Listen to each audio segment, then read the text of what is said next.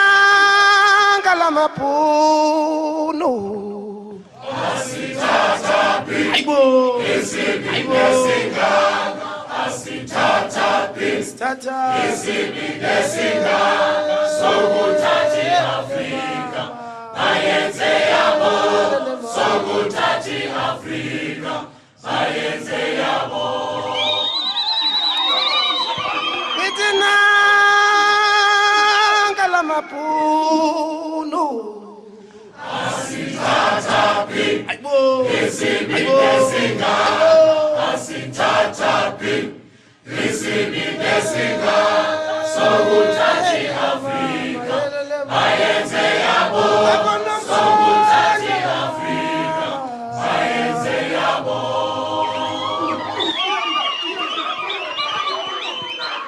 From Cape to Cairo Morocco to Madagascar Badioni Azane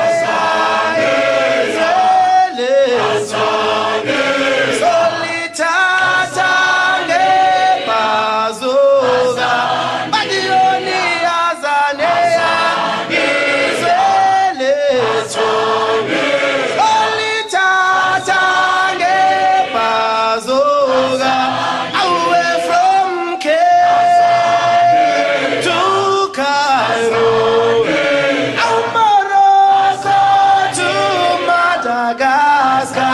Madioni Azania, Awi Azania, so itatange freedom charter. Madioni Azania, Israelito, only tatange Makarofa, this way from Cape to Cairo.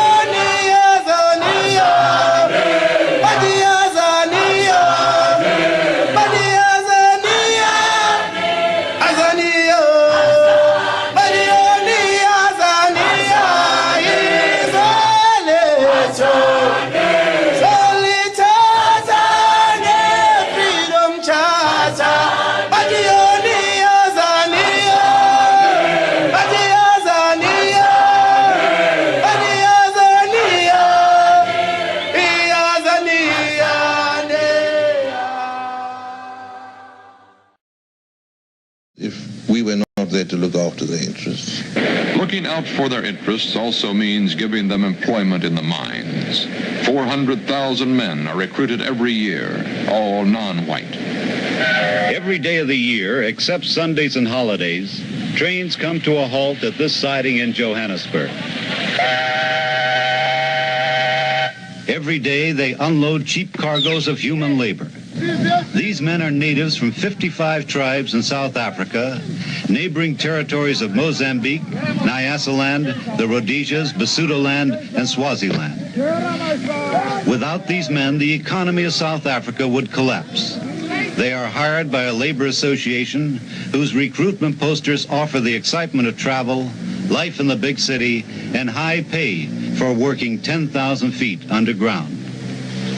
The mines, which have a turnover of 400,000 men a year, have no trouble getting a man to work for the equivalent of $12 a month with food, lodging, medical attention, and protective clothing thrown in. 7 cents an hour working below ground, 5 cents an hour for labor above ground. But getting a job is not an easy process. If a man's record is clear and he has no history of troublemaking, he is sent to a primary staging area where he undergoes a cursory medical examination. A white official told me this selection area in Johannesburg is usually called the sausage factory, for here the men are stripped, examined, x-rayed, bathed, sprayed, and carefully checked to make certain they would give their employers a fair return for an 8-hour, 56-cent day. The gold mine owners say they can't pay more because since 1934, the price of gold has been pegged $35 a fine ounce. However, in 1960, South African gold mines showed a profit of $300 million. These natives are the backbone of South African wealth. If the labor supply were to suddenly cease, a multi-million-dollar investment, 76% of which is owned by British and American interests, would collapse, and so would the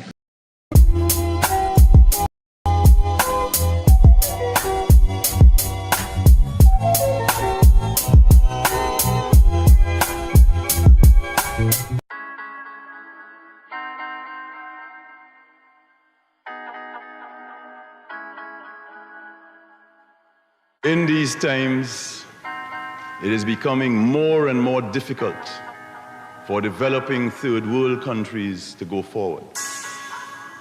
Because unfortunately, our economies remain by and large dependent on and tied to the capitalist world economies.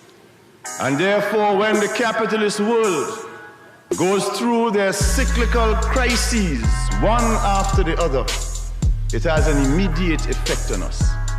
As we say at home, when the capitalist world catches a cold, we catch pneumonia. And the crisis in the capitalist world has been deep. But not satisfied with all of that, what they have now done after cutting off aid, cutting off trade, cutting off investment, making it virtually impossible to get money through the international financial institutions, now they are forcing more and more third world countries to go directly to the international capital market, to the big commercial banks to get loans. But the reality is that by forcing us more and more to have to go to the international capital market, the debt trap is intensified even more. And while all of this is going on, sisters and brothers, there are so many people in the world who are unemployed, so many people in the world who are going hungry, to bed hungry every single night. So many millions in the third world who are illiterate and whose governments either do not care or feel they cannot do anything to solve that problem. Unemployment, hunger, malnutrition, disease, illiteracy. These are the crimes and the sins that are visited upon the poor developing countries of the third world, while the industrialized countries continue to exploit our resources and to keep the profits.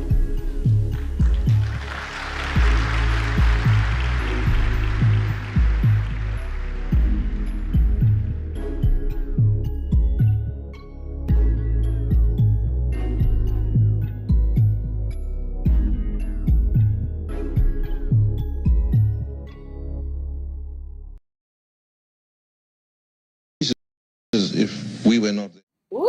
Greetings, everybody. Sorry for the technical difficulties you had in that second video. I'm doing too much on my computer at the same time, and so it stopped playing. But hopefully you were able to hear that audio. So the first video that we just played was a snippet of a state-produced film. It was produced by the apartheid government in South Africa, bragging about how they're so good to the indigenous African people whose land they stole, talking about how they pay those African people $12 a month to work in mines, to dig up the diamonds, that such as the one that Beyonce wore for De Beers or Tiffany's or whatever this week, how they pay those Africans $12 a month to work in mines on their own land. And while these mining companies owned by European colonizers and settlers are making a profit of hundreds and millions of dollars. So that was, again, a film released by the apartheid government in South Africa, bragging about them doing this to African people on their own land.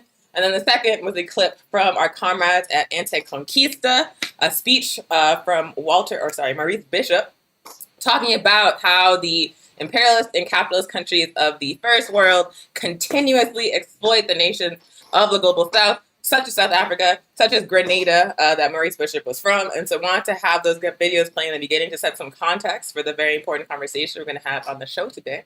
But before we get into that, we want to introduce ourselves. My name is Onya Sanwu. This is my comrade, Monica. Hi, Monica. And we are members of the All African People's Revolutionary Party New Mexico chapter. This is our weekly program, weekly Pan-African news. The All African People's Revolutionary Party is a revolutionary Pan-African socialist mass political party based in Africa. Our strongest and most vibrant chapters are in the African continent, but we have chapters throughout the African world, all of the United States, in Europe, in Canada, and in the Caribbean. So our political objective is Pan-Africanism. I don't know if you can hear it, but there's like military planes going over my neighborhood right now. It's very loud. Like they should calm down. A little bit. It's really loud. It like filled the whole room for a second. I lost my train of thought. Oh yeah, so we are a revolutionary Pan-African socialist political party. Also, military planes are going over my house because unfortunately the city of Albuquerque here on Tiwa territory is host to a very massive Air Force base, the Kirtland Air Force Base. And they be like flying low over residential areas on a regular basis, trying to spook people, I think.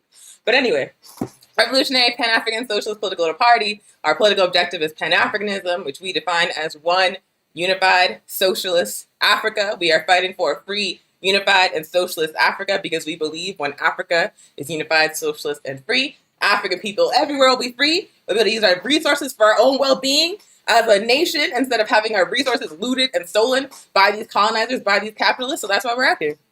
We started this show over a year ago at this point. It's been like almost 2 years of us doing this. Kind of wild. Also, almost 2 years of this pandemic. Damn. But we've been doing this for like a long time. We started doing the show at the beginning of the pandemic here in the United States. We realized very quickly that we could not safely gather our people for our political education events, for our community defense events in person because they were at high risk of contracting COVID-19 and suffering dire consequences thanks to underdevelopment from capitalism. And so we were like, how do we keep talking to African people and to the massive people that we're working with here in Tiwa territory without putting them at risk? Hey, let's do a show. Let's talk to them over the internet. That way we're still building, we're still learning, we're still growing, but we're keeping it safe, we're keeping it socially distanced. So that's why I've been doing weekly Pan-African news.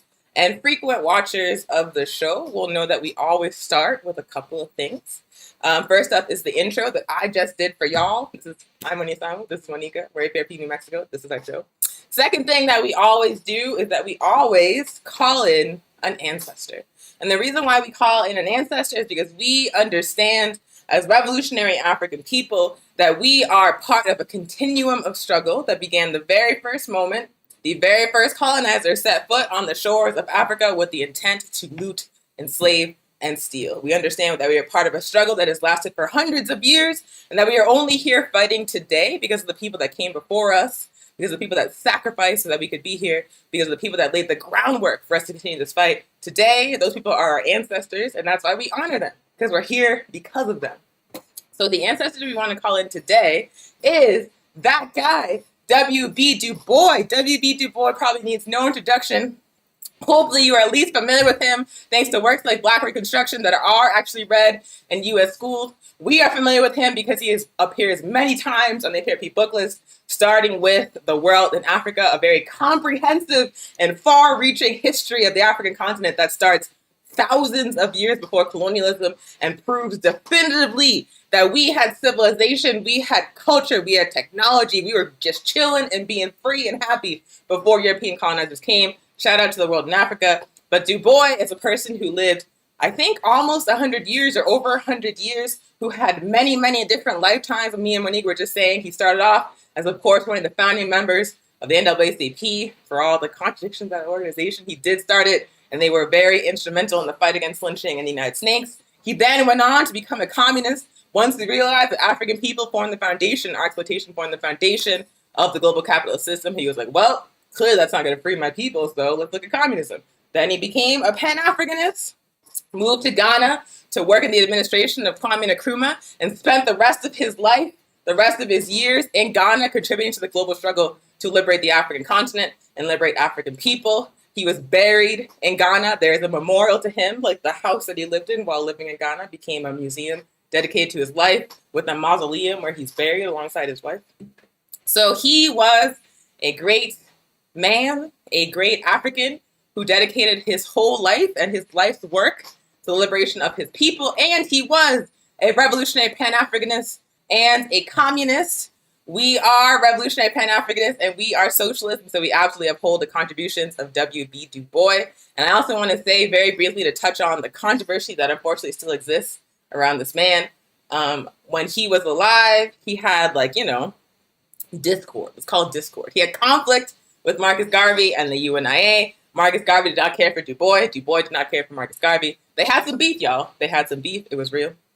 The error that we make in the present day is looking at that history of beef that was overcome by those men and by their families and choosing to take a side, saying that if we uphold Garvey, we can't uphold Du Bois. If we uphold Du Bois, we can't uphold Garvey. But that is not true. Kwame Nkrumah, the founder of the All African People's Revolutionary Party, took the best lessons from Marcus Garvey, took the best lessons in history from W.B. Du Bois, and used those together to develop the ideology of revolutionary Pan-Africanism, to develop our organization. And so we understand perhaps better than a lot of other people that you have to take the good and leave the rest. There is absolutely no reason whatsoever that in 2021 we have to prosecute a beef between people that died like 100 years ago, y'all. It makes no sense. If both of these men made important contributions to our struggle as a people to be free, then why would we say, if y'all didn't get along, you're dead to me for life? That makes no sense. It makes no sense. We have to take the best of them, learn from their mistakes, learn from the contributions they made, and leave the rest. That beef is not ours. We don't have to carry it forward. We can uphold them both. We can recognize they both made mistakes and they both made important contributions. So I just wanted to say that just in case anyone feels any kind of way by us honoring revolutionary Pan-Africanist W.B. Du Bois, his contributions are unimpeachable, quite frankly. So we are. Sorry, go ahead. Well, I'm sorry to interrupt you. And to add, for the Pan-African Congress, their wives put the Pan-African Congress on together. So that beef is dismissed in all spaces, for sure. Thank you so much for bringing that up. That's absolutely correct. Shirley Graham Dubois and Amy Jacques Garvey worked side by side to organize the 5th Pan-African Congress. If they could get along, then how come you, not related to any of these people, 100 years later, feel the need to uphold that beef? It makes no sense. If the wives could squash it, you can too. Take the best, leave the rest. So anywho, that was the ancestors. And then the last thing that we always do in the intro of this show, every single episode, Thursdays, 12 p.m. Mountain Time, is that we acknowledge that we are on stolen land. Monique and I are speaking to y'all from Tiwa territory, also known as the city of Albuquerque, New Mexico. Albuquerque is actually the name of a Spanish colonizer who stole this land and then slapped his stupid name on it. But this land belongs to the Tiwa Pueblo. Members of the Tiwa Pueblo are still alive. They are still fighting for their land. They are still fighting to stop extraction and stop destruction of water, land, and resources on this land by the capitalist system. This is their land. It will always be their land. They're fighting for their land back. We are fighting for our land back in Africa, just like Palestinians are fighting for their land back in occupied Palestine, just like Indigenous people are fighting for their land and resources back all around the world. And so when we say land back, when we do a land acknowledgement, that is not a metaphor. That is a promise. Y'all, we are fighting for our land back, and we will get our land back just as Indigenous nations all over this world will get their land back. So that is the land acknowledgement. We do it every episode, and we always make sure to make it clear that is not a metaphor. We are dead serious about getting that land back. Anywho, so before we get into the meat of the show, I just want to briefly say Haiti obviously suffered an earthquake this past weekend, or about a week ago, on August 22nd. Haiti has had a series of natural disasters that have decimated that island. They, of course, famously had an earthquake back in the Obama administration that killed many people. This past earthquake, unfortunately, killed over 2,000 people. And when things like this happen to Haiti, and they happen to Haiti a lot, we oftentimes see discourse that suggests that Haiti is cursed. I even saw African people talking about Haiti being cursed. Like, this is why they're currently constantly suffering earthquakes, epidemics, natural disasters that they can't recover from. Like, they must be cursed. And the reason why people say they're cursed is because Haiti, of course, famously started their revolution with a voodoo ceremony, and lots of colonized people believe that voodoo is some form of Satanism. And so when they practice voodoo, they bring upon punishment from the white Jesus. But that is not actually what's happening in Haiti. What's actually happening in Haiti is that this country has been punished for centuries for the so-called crime of liberating themselves from slavery, of liberating themselves from European colonialism and imperialism. In order to, after they won their Haitian Revolution, after they won the liberation of the African people on that island, European countries and the United States applied sanctions on the nation of Haiti in order to isolate them from the global economy. They forced the country of Haiti to pay back for the cost of liberating themselves, that America is going to talk about in a second. And they have spent centuries, the 18th, the 19th, the 20th, and now the 21st century, looting that country, y'all. Looting that country, extracting resources, making it so they can't build up any infrastructure to withstand these earthquakes, and basically creating a situation where, because so much is being taken from Haiti, Haiti cannot build up the basic stuff it needs to maintain itself day to day. So Haiti is not cursed. Haiti is being looted. And so understand, whenever something bad happens to Haiti, like this earthquake, it is like a meal bell for vultures all over this planet. The UN perks up its nose, the United States perks up its nose, France perks up its nose, and like, damn, can we get some more loot out of Haiti right now? And so now the United States has deployed 420 soldiers, 200 Marines, helicopters, and a platform to launch drones for aerial surveillance to Haiti. And we're told this is to help the relief effort. But if you know anything about the history of U.S. military operations in Haiti, you know that some Haitian people are going to be exploited and brutalized. We are seeing the UN raising funds, claiming to be using those funds to assist Haiti. But we already know the UN spread cholera in Haiti, killed thousands of people, and denied it. We already know that UN troops raped little girls and kids in Haiti, impregnated them, and left those kids behind. We already know the UN was an occupying military force on the island of Haiti. So why the heck is the UN raising money, claiming to use it to help Haiti? It makes no sense. It is the vultures circling this island after a catastrophe. They are seeking to pick the wound to make money for themselves while leaving Haiti even more destitute.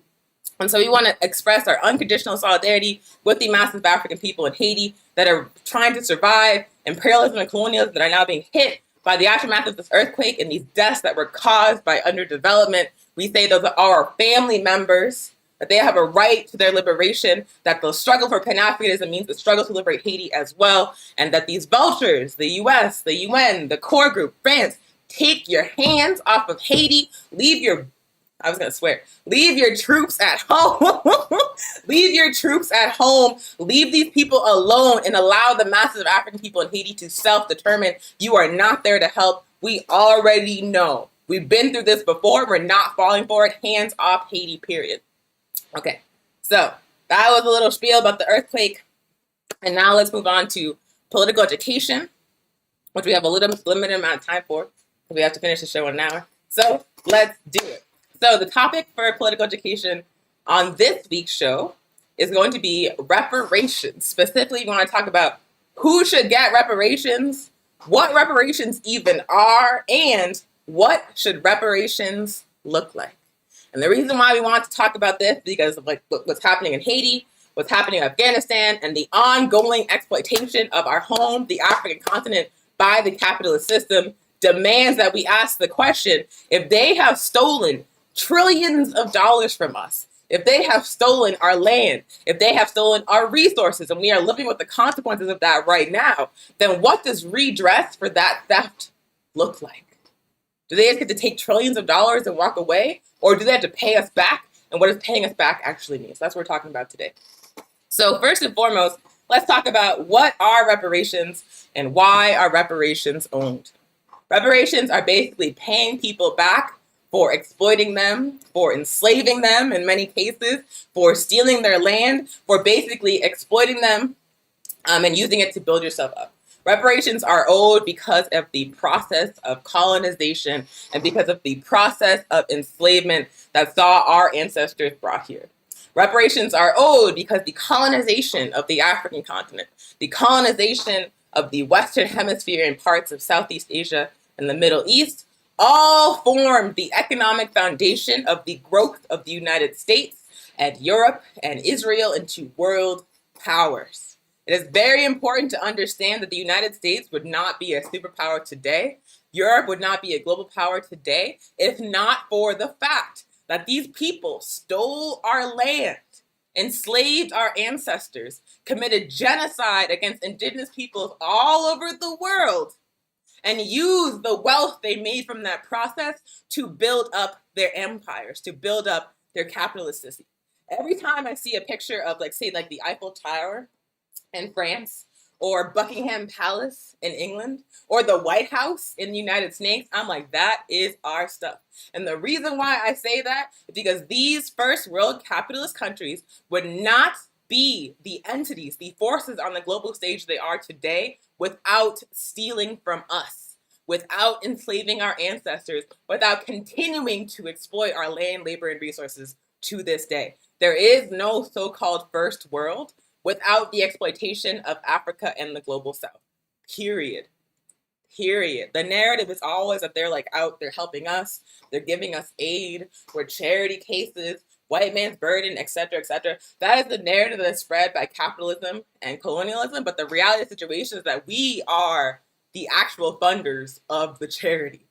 They are not giving charity to us. We are giving charity to them without our consent. Without our consent. The first world is the actual charity case on the global stage. So that is why reparations are owed, because these countries would not exist as superpowers without colonization, slavery, and land theft. Period.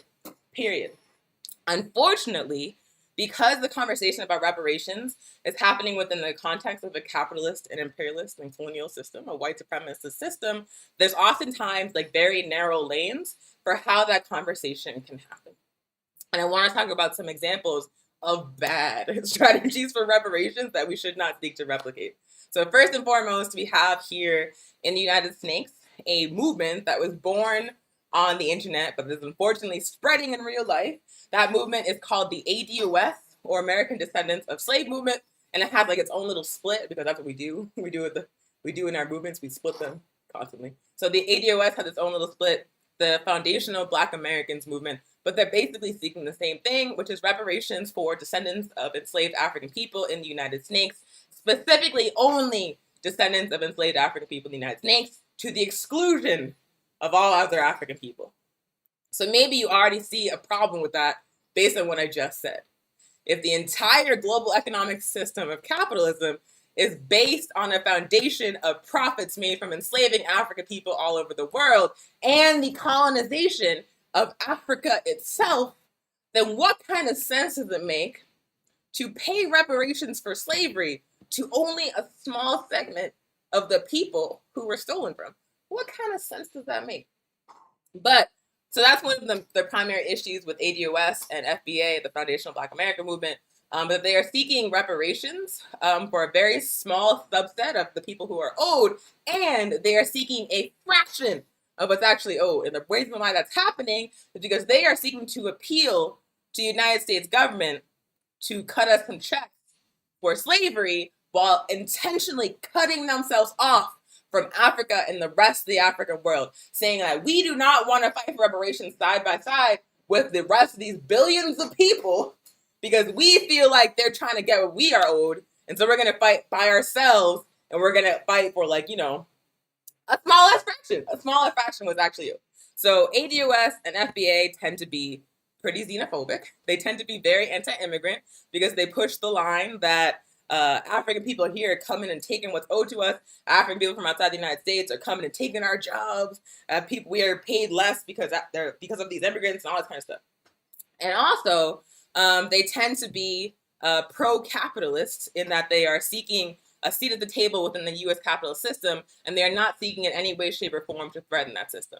They believe that the only way that they can get the redress they are seeking is if they work within the U.S. legal system and take the crumbs, whatever crumbs that system offers. So the shit makes no sense.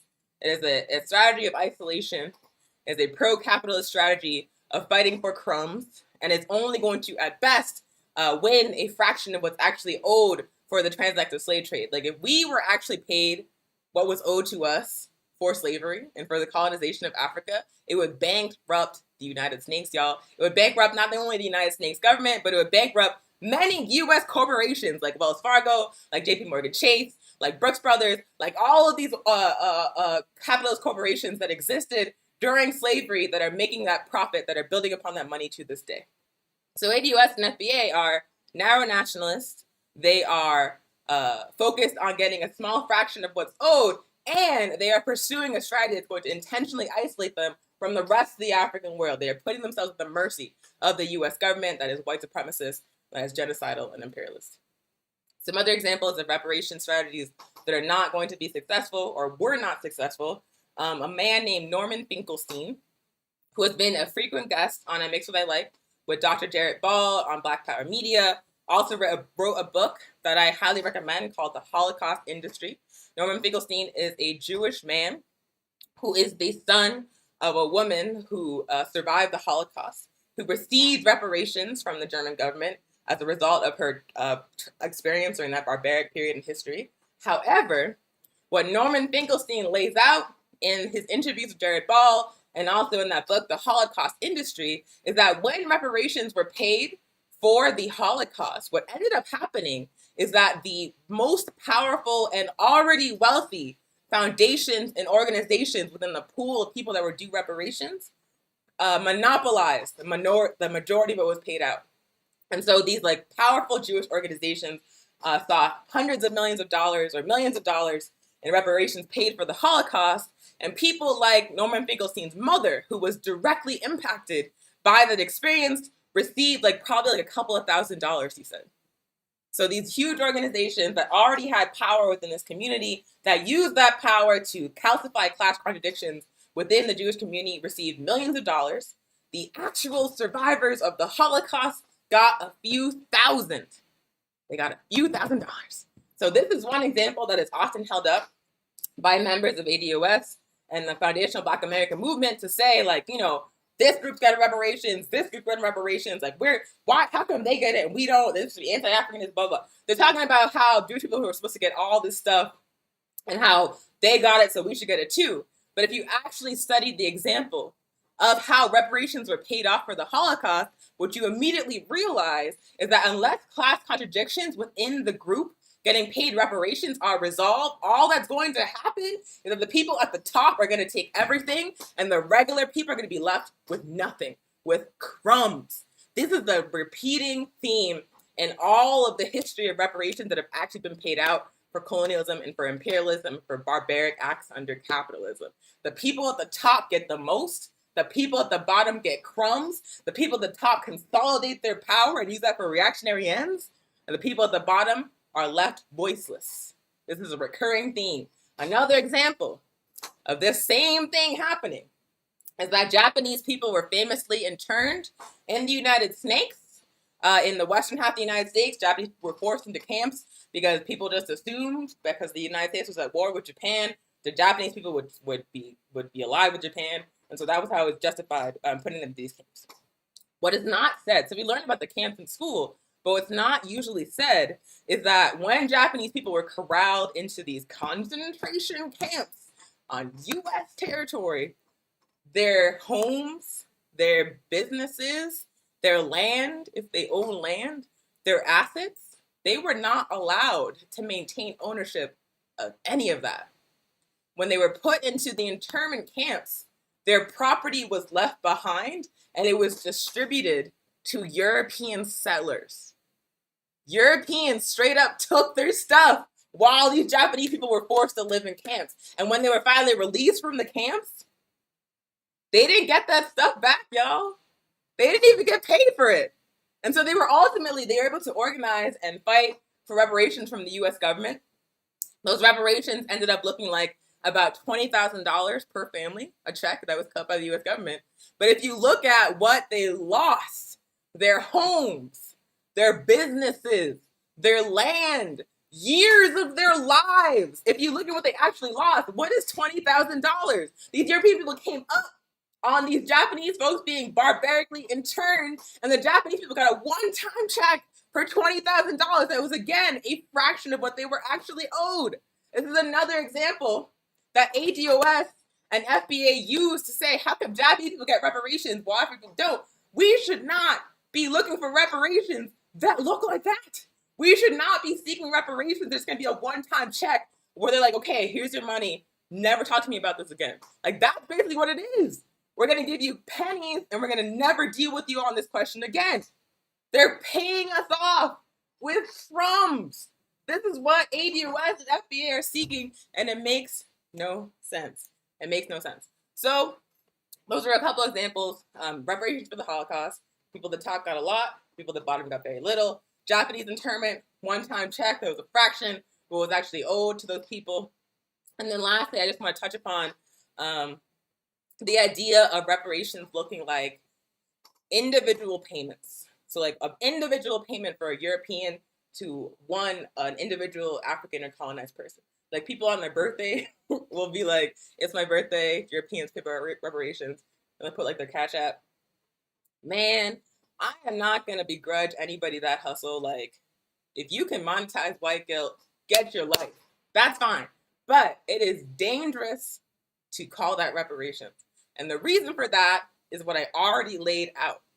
What is actually owed to African and colonized peoples for the violence of imperialism and capitalism is trillions of dollars. It is more than the GDP of the United States and Europe combined. It is an unfathomable amount that is due to us as colonized people, as African people. So one European hipster cash apping you, Venmoing you $5 from some Starbucks is not reparations, y'all. It's not reparations. It is white guilt monetized.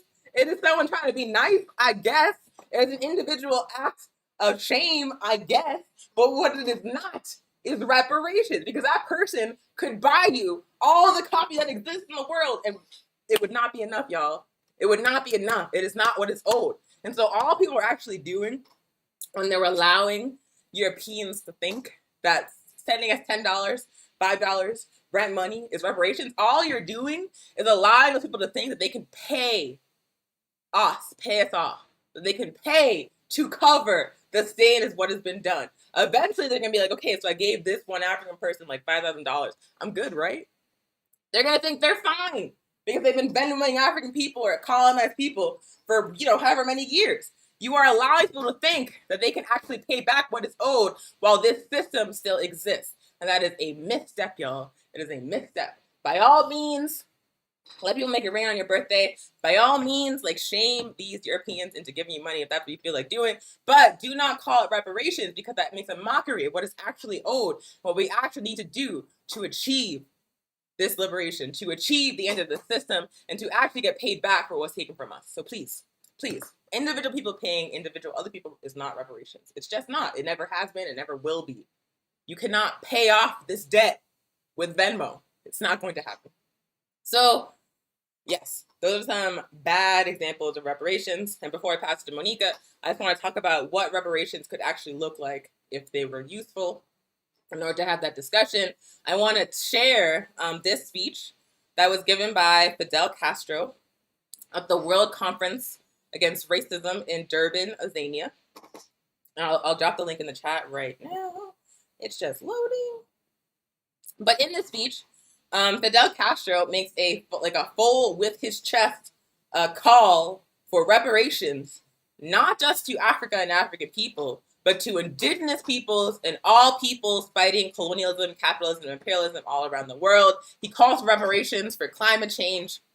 He's basically like, the first world looted the entire planet, enslaved people, stole land, stole resources, kicked off this process of catastrophic climate change, and now the poor countries that were colonized are on the front lines of the end of the world, and y'all are just laughing all the way to the bank. That's not okay. In this speech, Fidel Castro says that the first world capitalist countries, that places like Europe and the United States and Israel, owe reparations for colonization and for imperialism and for capitalism, and they have a responsibility to the entire world to help poor global south countries survive climate change. So I just want to read a very quick excerpt from the speech where Fidel Castro is calling for reparations. He says, the developed countries and their consumer societies, presently responsible for the accelerated and almost unstoppable destruction of the environment, have been the main beneficiaries of the conquest and colonization of slavery, of the ruthless exploitation and the extermination of hundreds of millions of people born in the countries today that constitute the third world.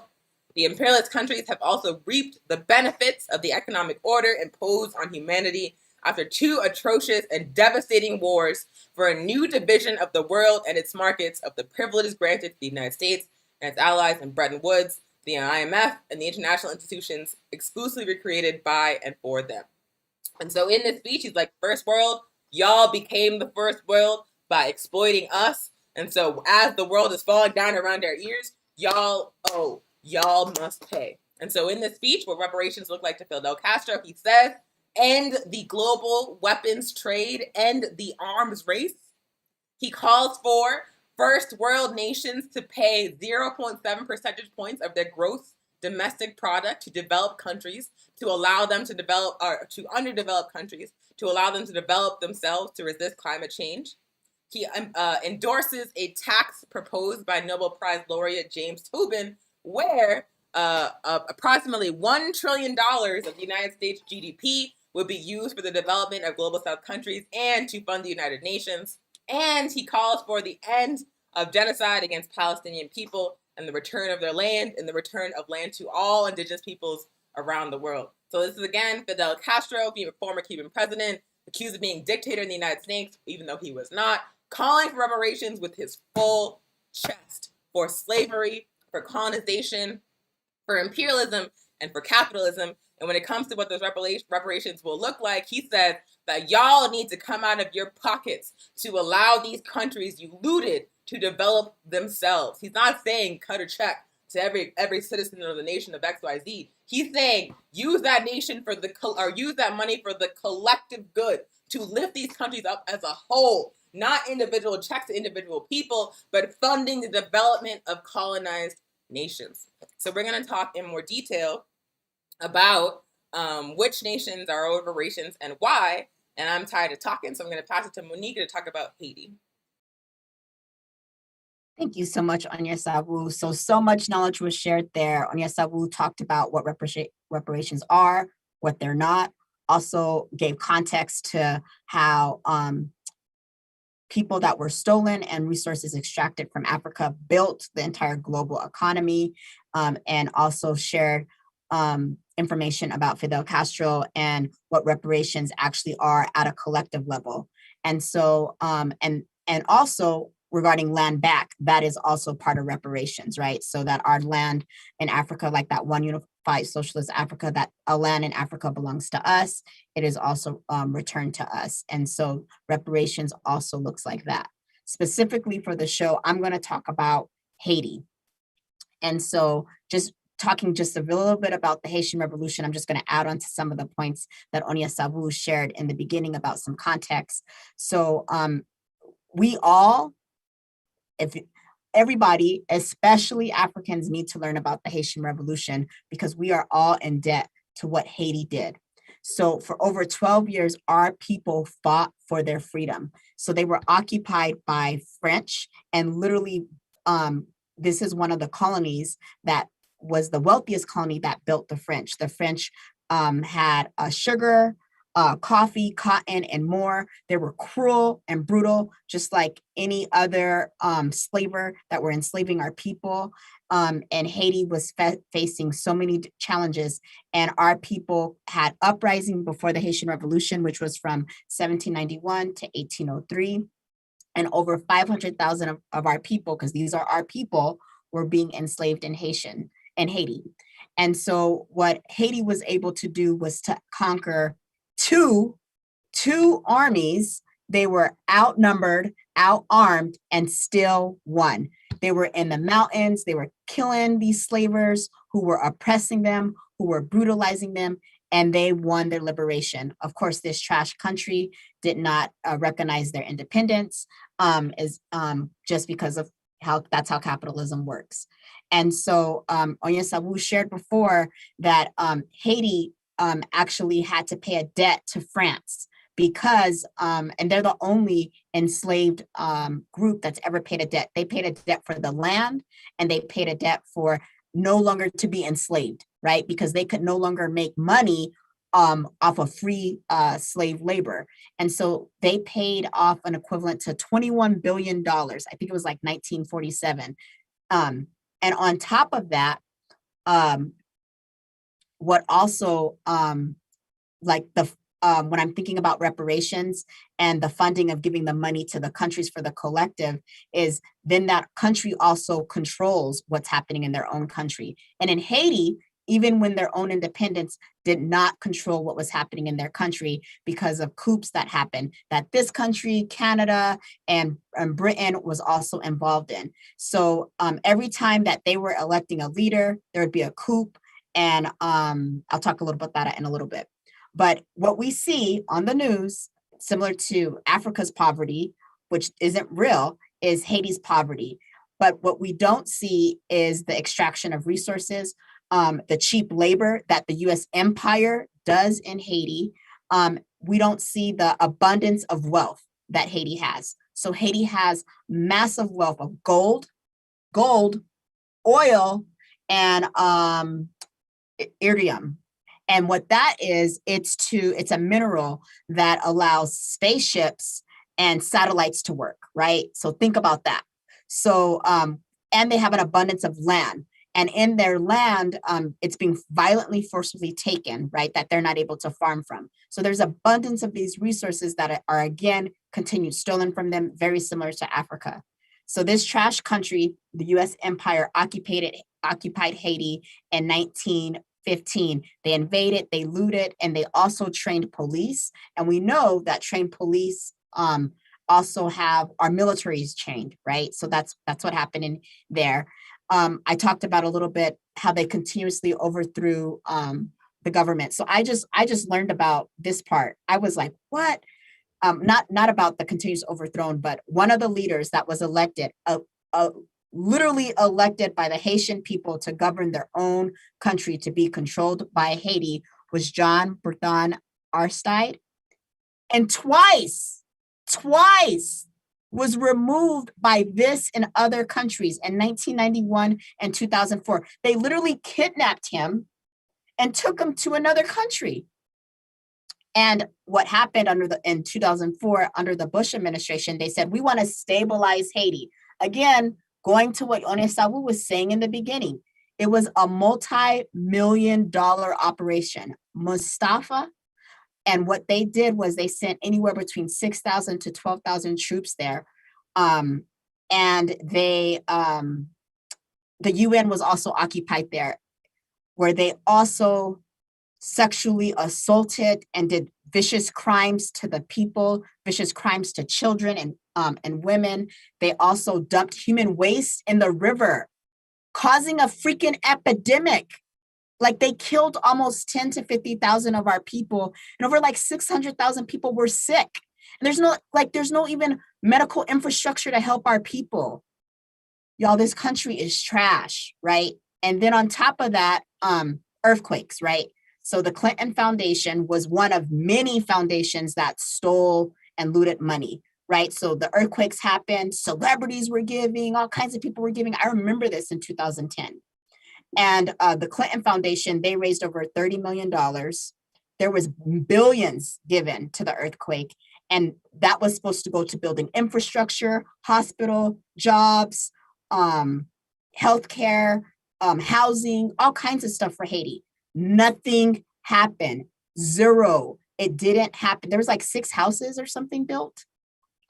Like nothing. Billions were stole. It was not given to the people, right? And in that earthquake, over 200,000 of our people died, right? Imagine the devastation that was happening there. There's like no infrastructure on the island because look at the billions of dollars that are being looted from this country, right? And nothing is going back in. Everything is being extracted. And then we also have the deportation of Haitians, right? Haitian people are coming here because of what's going on there, and then they're being deported. You know, recent when Biden became elected, he deported more Haitians than the whole time Trump was in office. And this is just like, I'm scratching off the surface of the violence, of the cruelty, of the trillions of dollars like stolen from Haiti. And that's why reparations are owed to them. Reparations are owed to the Haitian people for many, many reasons that I'm not even going into now. We just talked a little bit about what's going on, and it's owed to them for them to be able to build their own economy, for them to be able to build their own infrastructure, for them to be able to have their own controlled institutions that they built, that they care for. And the Haitian people want it. And they fight for it, and they're murdered and they're brutalized every day fighting for their reparation. And so what reparations look like is about the collective of the people, again, iterating what Onyesabu said, not about one individual. And the Haitian people are old, and from this country, from Canada, from Britain, from France, every European country that had their hands on Haiti, they owe reparations. I'm going to pass it to you, Onyesabu, to talk about Afghanistan. Cool. Thank you so much, Monica, for laying out how precisely, like, that's why it's so incorrect when people say Haiti is cursed. No, like, Haiti is only curses. Colonization, y'all. Haiti is only curses. Europe, the UN, the United Snakes, and the core group, y'all. Like, that's the curse. I had never heard of them being cursed. I've never heard that until the show today. That is trash. It's clearly capitalism. It's clearly all the hands that are in there just stealing and extracting resources. Absolutely. And like I said, it's like I saw, unfortunately, African people saying it, and I saw like European people saying it, and like people, like it's kind of suggested in the discourse that the United States government has about Haiti, that there's just something intrinsic about Haiti and Haitian people that is causing all this to happen. And meanwhile, like you just laid out, they're being looted by this system. So thank you so much for that. Like Monica mentioned, we want to talk about reparations for Afghanistan. And the reason why we want to do that is because we want to uplift an understanding of reparations as something that is owed for imperialism and colonization everywhere. We have to understand that not just African people are owed by the United States, but that peoples all over the world, from Afghanistan to Palestine to Vietnam to Honduras to Haiti, colonized peoples all over the world that have been forced to suffer, that have been exploited by U.S. and Western imperialism are actually owed. And if we understand the fight for reparations for colonialism and imperialism as a global struggle, then we are going to be in a much stronger place to actually win them. So that is why we want to bring Afghanistan into the conversation about reparations owed. The Biden administration so-called withdrew from Afghanistan about a week ago. It was mass chaos. For some reason, people, well, not for some reason, we know why, but people in the United States were very shocked to see the aftermath of the withdrawal be just like utter chaos and terror and devastation in Afghanistan. They were like, why, how did this happen? Why didn't we see it coming? The Biden administration was like, we don't even know. Who could have known? Like, they were just acting like it just came out of nowhere. But if you've been paying any kind of attention to what the United States has been doing in Afghanistan for 2 decades, then you were not at all surprised about how that so-called withdrawal unfolded. And I say so-called withdrawal because they keep saying they're pulling troops out while sending thousands of more troops in. Like, they sent 5,000 additional U.S. troops to protect the airport in Afghanistan. So I don't understand how it's a withdrawal if they're still sending in people in drones. But anyway, so that withdrawal happened. It was chaos. People were very surprised. But with any kind of attention paid to how the U.S. has moved in Afghanistan, it was very clear that it was going to happen. And the conversation in the aftermath of that chaos has been focused on the cost of the war in Afghanistan and the general cost of the war on terror to the United Snakes, to U.S. citizens. And the reason that's like I hate that framing. And the reason why I hate that framing is because when we have a lens, an understanding of imperialism that centers the empire, and we completely erase the actual nations that are being devastated by these wars, we are only seeing a fraction of the story. Afghanistan was occupied by the US government and NATO forces for 20 years. In that 20-year period, it had to suffer through drone warfare, bombings of wedding parties, of random cars, of markets, of hospitals, of schools. They had to live through the occupation of military forces from imperialist countries all over the world. They had to live under puppet governments that were stood up by the United Snakes, with the only purpose of those governments being doing the bidding of the U.S. in that region, providing them open access to the resources and exploited labor of people in Afghanistan and throughout that part of the world. So we have to understand, while looking at that 20 years, that it's not just about how much it costs us living in the United Snakes. It's not just about the fact that the United States, once again, looks like a hot mess, looks really bad on the world stage. It's about the fact that people were living under open military occupation for 20 years, that tens of thousands of civilians, like women, kids, young boys, were killed and called terrorists after the fact. At one point, this is a statistic I'm reading, in 2013, the United States spent an average of $2 million per soldier stationed in Afghanistan. They spent a total, or an average of $2 million per U.S. soldier stationed in Afghanistan. During that same period, the number of children in Afghanistan suffering from malnutrition rose 50%. So even though the narrative in the United Snakes, in the U.S. media, coming from imperialist in chief Joe Biden, is that the United Snakes was there to help the people of Afghanistan, to somehow save them from the problems that the U.S. itself created. Even though that is the lie that is being spread in the United Snakes, if we actually look on the ground in Afghanistan, we see bodies, we see bombed out buildings, we see starving children, we see families suffering in the aftermath of war crimes committed against them.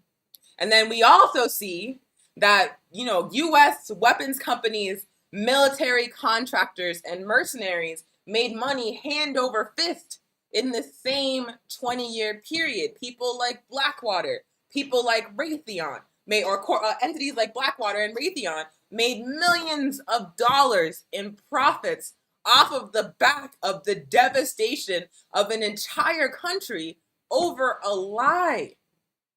Because the reason why the United States said they went there in the first place was as some kind of retribution for September 11th, even though all the people directly involved in September 11th were either dead or from Saudi Arabia. So what does that tell you? It tells you that they invaded this country. They occupied this country. They bombed out and droned this country for 20 years. They destroyed the aspiration of entire generations of the population of Afghanistan and Iraq and so many other places around the world for a lie, to make money for military defense contractors. Like, that's why they do it. That's why they invade these countries. Afghanistan is also the #1 producer of opium in the world, and that happened during the U.S. occupation. Tell me how the U.S. is fighting a so-called war on drugs, where wherever you see the United Snakes, the illegal drug trade proliferates, and as people in the United States make the most money. Tell me how that works. They are destroying so many nations, not just Afghanistan, so many nations around the world for profit, for money.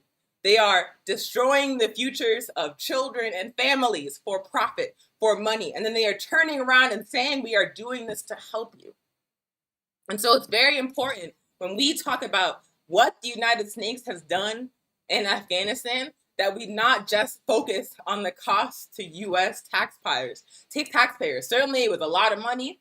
Certainly, that money could have been used for healthcare for people living here during a pandemic, to cover people's housing costs. They didn't have to work during COVID, for all kinds of things that money could have been used. But at the same time, we must include in the conversation the actual impact of U.S. war against colonized nations around the world, the actual impact of the war on terror on Afghanistan. Afghanistan is owed reparations by the U.S. government. You do not get to post up in someone's land for 20 years, kill them indiscriminately, demonize them on the world stage, steal millions of dollars for them, get your sociopathic mercenary ass friends rich, and then walk away being like, we tried. Absolutely not. Absolutely not. All targets of U.S. imperialism are owed reparations. We must engage. If we actually want what's owed, if we actually want that the resources that were looted from us, that the land that was stolen from us, if we actually want that shit back, then we have to unite across struggles around this entire planet to demand it. Because when we actually look at the real numbers, colonized and oppressed and victims of imperialism outnumber drastically the imperialists, outnumber drastically the capitalists. And so if we were organized and united to fight for what is owed for us, to stop the looting, to end this system that keeps the looting going, they could not actually stop us. They could not actually stop us if we were organized. And so that is why we say that we are in solidarity with the mass of people in Afghanistan, that the U.S. owes Afghanistan for its reconstruction, for that occupation, that the U.S. has no right to have any kind of say whatsoever in what kind of form of government Afghanistan now has. I'm not going to sit up here and say the Taliban are a force for good, but if the people of Afghanistan want the Taliban, the people of Afghanistan should have the goddamn Taliban. It is not up for me to say. It's not up for the U.S. government to say. It's not for anyone living in an empire to say. It's for the people of Afghanistan to decide for themselves. And it's for the U.S. to pay back what was owed. It's for NATO to pay back what is owed. Period. Period. Period. So, yes, the U.S. spent hundreds of millions of dollars, trillions of dollars over 20 years in Afghanistan, and none of that money, none of it, went to the well-being of the people of Afghanistan. It was all to facilitate the destruction and looting of that nation. The U.S. was not there to help. The U.S. was there to cause terror and devastation so they could make money off of it, period. And so the last place that we want to talk about, or the last group that we want to highlight in terms of who is owed reparations, and like I said, it is all victims of imperialism, colonialism, and capitalism, period.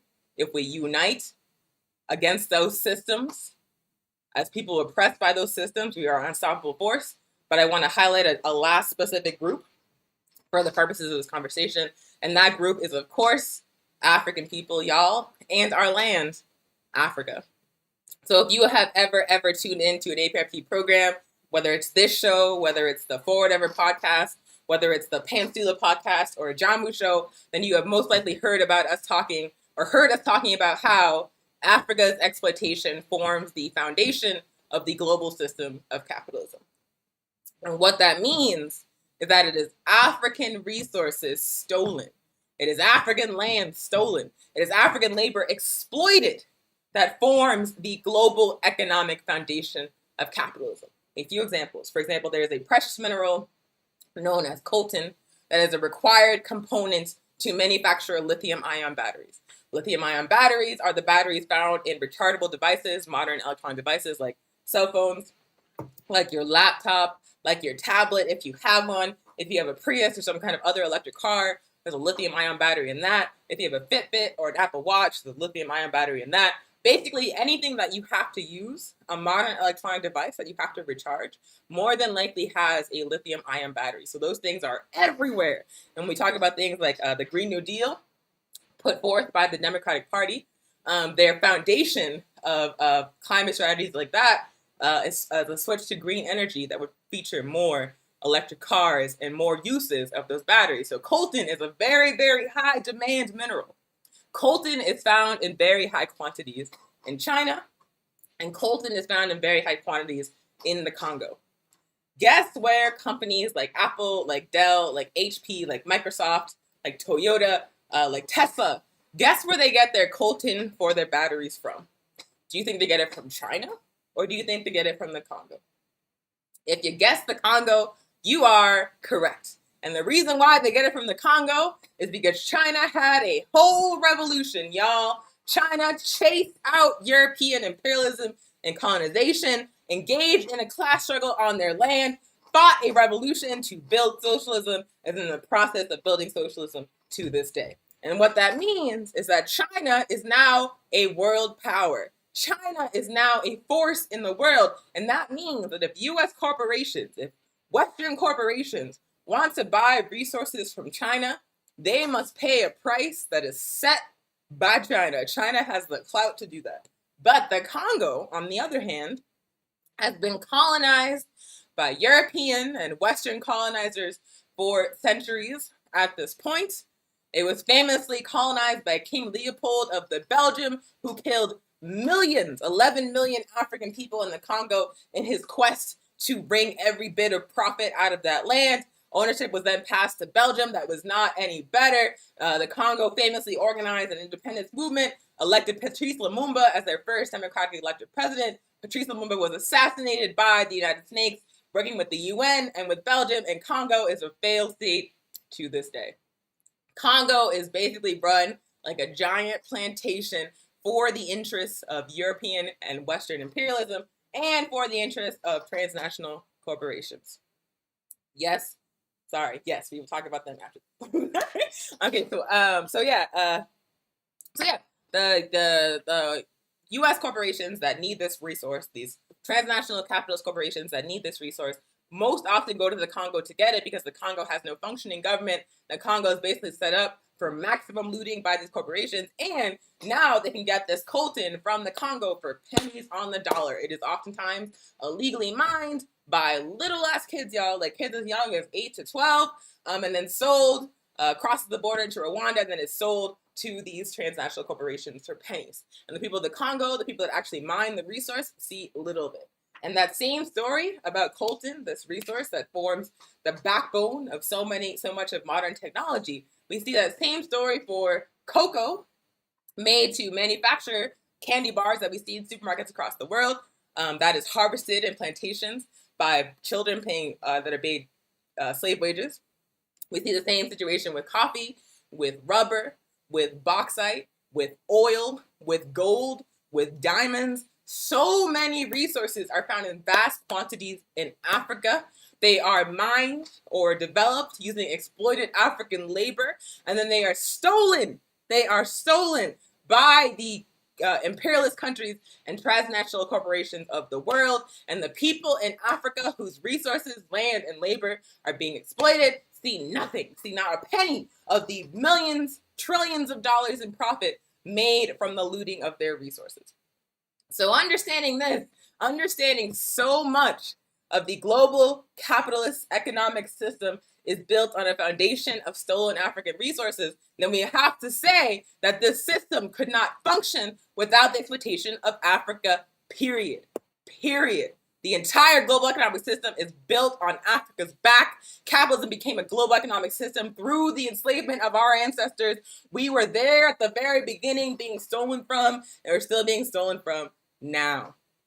So capitalism could not function without the exploitation of Africa and African people. The United States would not be a first world power without the exploitation of Africa and African people. Europe would not be a first world power without the exploitation of Africa and African people. Israel's number one export is diamonds. And there are no diamond mines in Israel because all of the diamonds that Israel refines are stolen from Southern Africa. Do y'all understand how we are exploited every which way by this system? How it could not function, in fact, with our exploitation? That is the reality of the situation. That is the reality. This system could not function without exploiting us and exploiting our home, Africa. And so understanding that the global economic system is worth like trillions of dollars and that all that money would not exist without being stolen from us, understand what is actually owed to Africa and African people. Slavery is one thing, and capitalism would not be a global system without the transatlantic slave trade. Understand that. The US would not be a superpower without slavery. Understand that. But that's only one part of it.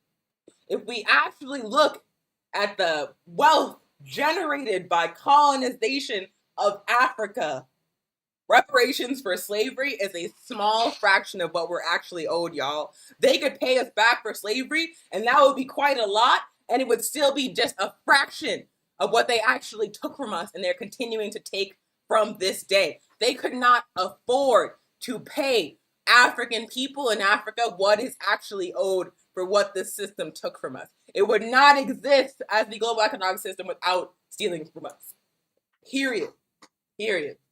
So, reparations are owed to Africa and African people, not just for slavery, not just for the initial colonization of Africa, but for the ongoing exploitation of African land, labor, and resources by the global system of capitalism, period.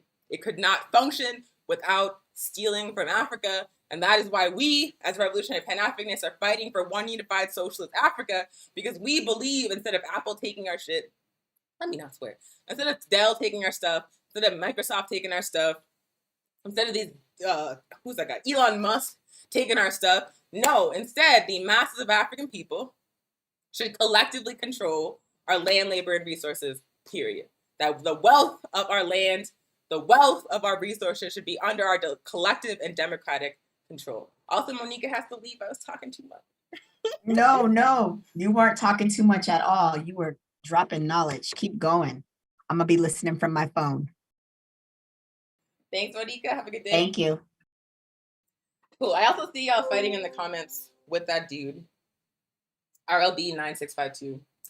I'm just going to go ahead and block them because I'm tired of you, man. So that person like came in the chat and was like, didn't African people sell themselves? Do African people have to pay reparations? And I would say, you have a very colonized conception of history, friend. And for anyone that believes that African people were somehow like the primary traders within the transatlantic slave trade, I would recommend 2 books to disabuse you of that notion. First book is How Europe Underdeveloped Africa by Walter Rodney, specifically chapter 3 and 4 of that book. If you want to understand why Africans sold themselves is some nonsense, you have to understand how the system of slavery worked. And so definitely recommend chapter 3 of that book for that understanding. And then another book that you should read is Capitalism and Slavery by Eric Williams, that we're actually just finishing in work study right now here in Tiwa territory. But in that book, Eric Williams breaks down how much profit Britain specifically actually made from the transatlantic slave trade and why. And it will again help clear up any colonized understandings of how slavery worked. Some African leaders were, of course, manipulated into selling their people. That definitely happened. But they were by far not the primary players. The European powers hold the primary responsibility for the transatlantic slave trade, regardless of whether or not they were able to manipulate a handful of African people to participate. That's it. So chapter 3 of How Europe Underdeveloped Africa and Capitalism and Slavery by Eric Williams. If you are under the delusion that African people are somehow equally culpable for the transatlantic slave trade, it's just not true. It's just not true. Also, don't argue with these people in the comments. I'm not talking to y'all, I'm talking to RLB. So anyway, so that's Africa and African people. We are absolutely owed reparations. The total that's actually due to us for reparations would bankrupt the United States and Europe and all of these corporations that made money off of our enslavement. And that's a very important point. Hold it. And then the last group, actually, there was one more group that we wanted to talk about in terms of who is owed reparations. And again, to reiterate, we believe that all colonized and oppressed peoples, all victims of Western imperialism, are owed reparations because it is the colonization and exploitation of oppressed peoples, indigenous peoples all over this planet that made these entities into superpowers. And so we're all owed, and we're stronger if we fight together. But the last group that we want to specifically highlight is indigenous peoples of the global South. So the indigenous peoples of the Western Hemisphere, the indigenous peoples of Africa, indigenous peoples all around the planet are victims of imperialism that are owed reparations. And a very, very important framework for what reparations for indigenous peoples could look like, and I'm going to share the link in a second as soon as it loads, blah, blah, is the People's Agreement from the World People's Conference on Climate Change that was held in Cochabamba, Bolivia, I believe in 2011, so quite some time ago. And what this statement is a collective resolution put out by representatives of indigenous nations all around the world, calling for first world capitalist nations who have caused catastrophic climate change to pay reparations to indigenous peoples who are currently on the front line of the consequences of catastrophic climate change. So it's a very long statement, but I want to highlight some really important things about it. First up, one of my favorite things about this statement, one of the things that is most significant to me for our understanding of what reparations should look like, is that in this People's Agreement from the World People's Conference on Climate Change, the writers call for a declaration on the rights of the earth. So they talk at length about what indigenous peoples are owed and what global South nations are owed, but they open up by talking about the rights that the planet itself should have. The rights that the planet itself should have that we must recognize as protectors of that planet. So capitalism considers the planet a resource to be exploited, something to continuously extract from until it dies. But the writers of this statement, which are again indigenous peoples from all over the world who came together at this conference to talk about how to address climate change, they are saying this Mother Earth, this planet, is a living entity that has rights that we must recognize for our survival. I love it so much. So, this is what they say, to face climate change, we must recognize Mother Earth as the source of life and forge a new system based on the principles of, and again, this is a Bill of Rights for Mother Earth. They say harmony and balance among all and with all things. They say Mother Earth has the right to complementarity, solidarity, and equality. Mother Earth has the right to collective well-being and the satisfaction of the basic necessities of all life forms on this planet, not just human beings. Mother Earth has the right to host peoples, human beings, who are in harmony with nature. Mother Earth has the right to live and to exist, the right to be respected, the right to regenerate its biocapacity and to continue its vital cycles and processes free of human alteration. So capitalism, once again, is about dominating the earth. And this Declaration of Rights of Mother Earth, from this statement, they're saying no, we are not dominating the earth. We are seeking for the earth to develop in the way that it wants to, because it's a living being. The right to maintain the identity and integrity as differentiated beings, self-regulated and interrelated. The right to water as the source of life. So in this statement, they are upholding the right of water to be protected as the source of life for all living things on this planet. The earth has the right to clean air. The earth has the right to comprehensive health. The earth has the right to be free of contamination and pollution, free of toxic and radioactive waste. The earth has the right to be free of all alterations or modifications of its genetic structure in a manner that threatens its integrity or vital and healthy functioning. If you're like an anti-GMO person, that was for you right there. The right to be free of alterations or modifications of its genetic structure in a manner that threatens its integrity or vital and healthy functioning. HOTEPs or FOTEPs, come join. Join this vision of reparations. And then lastly, the earth has the right to prompt and full restoration for violations to the rights acknowledged in this declaration caused by human activities. So the previous 9 things were all about the basic rights that Mother Earth should have within this vision of reparations, the right to live and exist, the right to be expected, etc. And then the last one is saying that we have the right to enforce this Declaration of Rights of Mother Earth, that we have the responsibility to make sure that if these rights of Mother Earth are not respected, that there are consequences. So then again, this is indigenous people at their own conference on climate change saying that the planet that we live on has rights as a living being. And if we begin an understanding of our relationship to this land, to the earth, that centers it as a living being, that changes everything, doesn't it? Because we can't justify extracting resources, extracting oil or minerals for batteries. We can't justify destroying water that life needs to live if we understand the earth as a living being with rights. And so I feel like this understanding of how to address climate change by centering the earth as a living being is like extremely important and potentially transformative. There's a reason why, like, whenever like the NATO countries get together to like jerk each other off and pretend they're addressing climate change, why that is headline news. Like, we have to hear about it on CNN, from the front page of the New York Times, when they make these promises about reducing emissions by like a fraction of a percent, and then they don't do it, and there's no consequences. We hear all about that, but when conferences like this happen, where indigenous peoples, where peoples affected by climate change are on the front lines, come together to say that we want to treat the earth as a living being with rights too, you never hear about that on CNN. You never hear about that on MSNBC. It's not in the New York Times. It's not acknowledged in mainstream media in the United States. Because our understanding of how to address climate change and the destruction of the planet in the mainstream is driven by the capitalist system. And all of these NATO powers, these G8 powers, are seeking to maintain capitalism. And so they cannot acknowledge the earth as a living being because they want to keep stealing from her.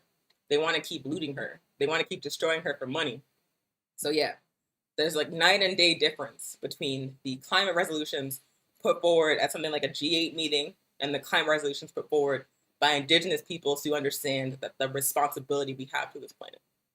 So again, that is the Universal Declaration of the Rights of Mother Earth from the People's Agreement from the World Conference on Climate Change in Bolivia. So they open up by saying the earth is a living being and she has rights. And they continue in this statement to say, okay, so these are the rights of the planet. And now let's talk about the responsibility that developed countries have to the colonized nations and peoples of the global south. The developed nations, the first world capitalist nations, have created the crisis of catastrophic climate change thanks to the consumption patterns of those nations, thanks to the wanton environmental destruction of those nations and their militaries and their corporations. They have created the problem that we are currently suffering through, where sea levels are rising, where fires are consuming entire parts of the planet, where the air quality is going down as a respiratory infection like ravages the entire planet. These nations have destroyed the planet that we all have to share together. And unfortunately, global South nations, African nations, indigenous nations are having to suffer on the front lines of the consequences of the actions of those first world wealthy nations. And so in the statement, they say, developed countries as the main cause of climate change, in assuming their historical responsibility, must recognize and honor their climate debt in all of its dimensions as the basis for a just, effective, and scientific solution to climate change. In this context, we demand that developed countries do the following. I'll just read a couple of things, but it's a very comprehensive vision for reparations, what reparations should look like for climate change. They say that developed countries should restore to developing countries the atmospheric space that is occupied by their greenhouse gas emissions. This implies the decolonization of the atmosphere through the reduction and absorption of their emissions. So in this first point, they're saying that y'all have polluted the sky over our land, and we have the right to clean air.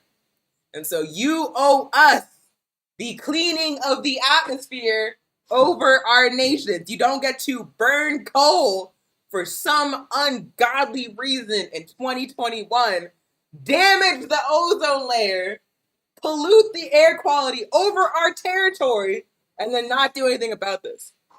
They say you must restore to developing countries the atmospheric space that is occupied by your dirty ass greenhouse gas emissions. Can you tell that I love this so much? Like, it's so much. It's like, give us back our air. You have polluted our air. Fix it. Address it.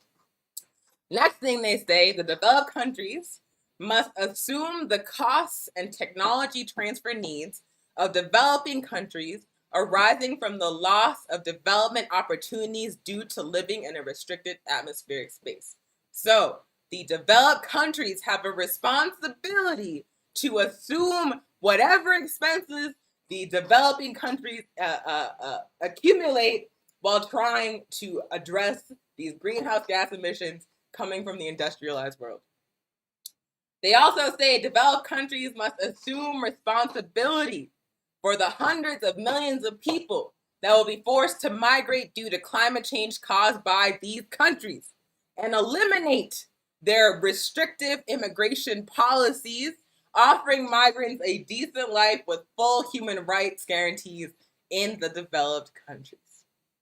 So in that statement, they are saying, y'all are making our homes unlivable with your environmental destruction. You are forcing our people to flee their homes in search of better lives. And then when they get to your borders, you are putting them into concentration camps or you are turning them away. Instead, you need to allow these climate refugees that you created into your borders, into your empires built with our stolen wealth. Like immigration, the question of immigration and empire is so trifling because the United States and Europe and Israel create conditions, and Australia create conditions that are unlivable for indigenous and colonized peoples. They are looting, extracting, destroying, exploiting. They create conditions that are unlivable that force people to flee their homes, and then people get to their doorstep and they're like, we don't want you. We would like to steal your resources, have them, but we don't want you to have any of them. It is trifling. It is trifling. And the writers of this agreement, the People's Agreement from the World Climate Conference, they understand that clearly. They're like, nope, you do not get to steal from us. You do not get to destroy our homes. You do not get to like overthrow our governments and create unlivable situations and then say we can't come and live where you are. Absolutely not. If you're going to destroy my home, then you better let me into yours. Period. So they are saying, they are calling for just migration, basically. They are saying that closing borders after destroying the planet is not a right that y'all get to have.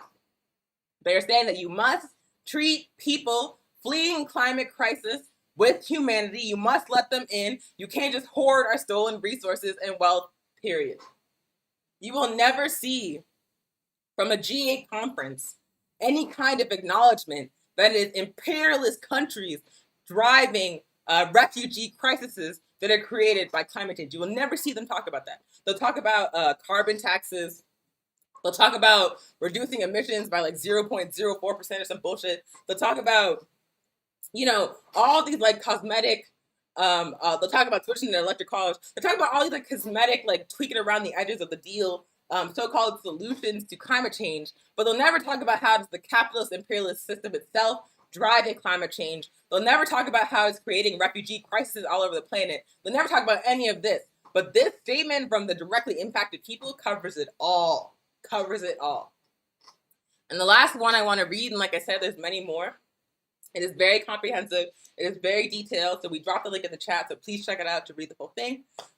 But the last one I want to say is that they say in this call for reparations from the developed countries that have created climate change, they say, the focus must not only be on financial compensation, but also on restorative justice, understood as the restitution of integrity to our Mother Earth and all of its beings. So in their call for reparations, there are many places where they say, y'all's wealth came from destroying the planet, so you got to come out of pocket to make sure that we can survive what you've done. They definitely call for a redistribution of resources, but they say that it's not just about that. That the capitalist system created a situation in the modern day where we are treating the planet we need to survive as an entity that can be exploited and sold off. And they're saying that that mindset, that ideology, must be fundamentally transformed, that we must transform our relationship to the planet and living beings on this planet as part of a system of reparations for colonization and imperialism and climate change. There's a very clear understanding here that what is actually owed cannot solely be repaid with money. And that is a recurring theme, once again, throughout all of these, the stories, the narratives of who is owed reparations and who's actually gotten reparations that we've talked about today. We saw that Jewish people got cut a check, and someone corrected me in the chat. Norman Finkelstein's mother actually got $500 as reparations for the Holocaust, which is bananas. So she got $500 as reparations for that experience.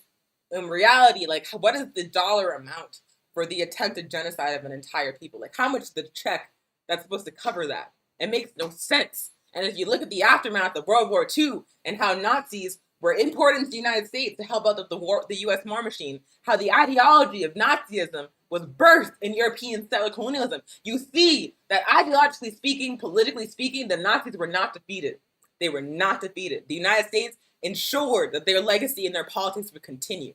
And so understanding that and what those people went through, what is the one-time check that could be paid to make recompense for that experience?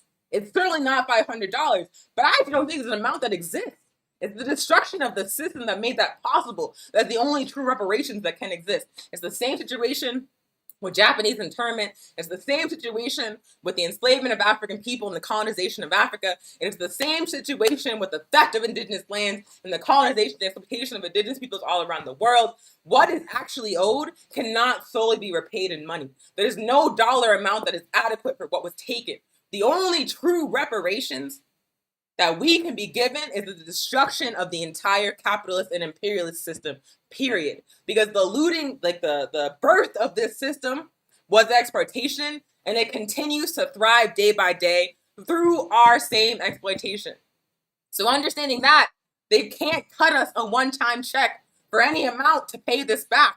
The only reparations we should accept is the total destruction of this system alongside the redistribution of wealth from the wealthy first world countries like the United States and the nations of Europe back to the colonized and indigenous people they stole from, period. Period. Reparations for African and African people and indigenous people and colonized and oppressed peoples is the destruction of the system of capitalism, the destruction of the system of imperialism, the destruction and obliteration of the systems of white supremacy and European style colonialism, period. That's it. That's it. If you want to pay us back, tear this shit down and redistribute these stolen ass funds. Period. Period. That's it. And that is a very good, if I do say so myself, segue into the last thing that we want to talk about for this situation, or for what reparations mean.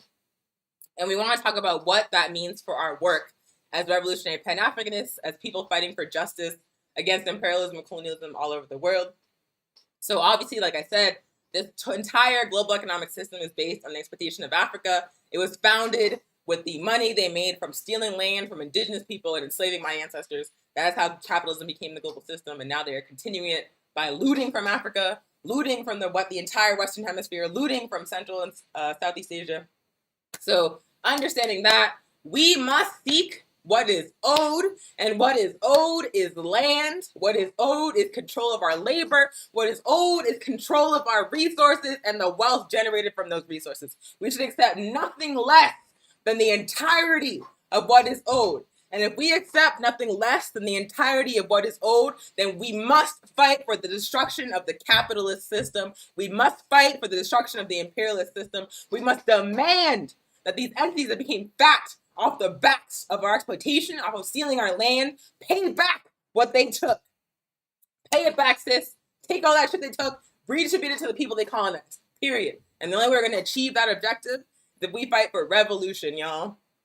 The capitalist system is never going to pay out what it owes. Because if it paid out what it owes, that would be a wrap for capitalism. They are never willingly going to do that. And so we must organize across borders on a global basis to take what is owed, to destroy this system, to make sure they cannot continue the theft and exploitation period. Period. We must fight for revolution, because revolution is the only frame in which reparations are truly possible.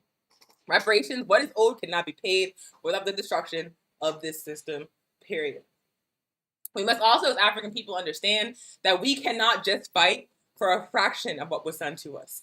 We cannot just say that we are going to focus on the fight for this one subset of African people and screw everybody else. No. Because this global system is still stealing from Africa.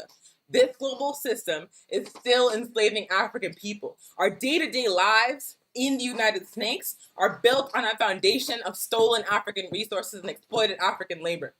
We are taking a cut. So we do not get to turn around and say that we're going to shoulder you out and fight for crumbs from the people colonizing you. Absolutely not. Absolutely not. That is trifling. That is unacceptable. We must say that an injury to an African person in Haiti, an injury to an African person in Ghana, and Tanzania, in Honduras, in Detroit, and Tiwa territory, it's all the same. We are one people, and if you attack us on one side, you're attacking all of us. And if we are fighting for one side, we're fighting for all of us. That's it. The struggle for reparations for African people must be fought on a global level, because that is the scale of the crime. That is the scale of the exploitation that's happening on a global level. It is ongoing. In order to stop it against one of us, we must stop it against all of us, period. Period. So we have to expand the scope of our understanding of reparations as African people to include our home, the African continent that's being looted by U.S. corporations and Western corporations. We have to expand the scope of our understanding of reparations to include the colonization of Africa, even if you only want to focus on the United States. When you're fighting for reparations, even if you only want to focus on the United States, you can't just look at slavery, because the United States has 46 separate military bases in Africa.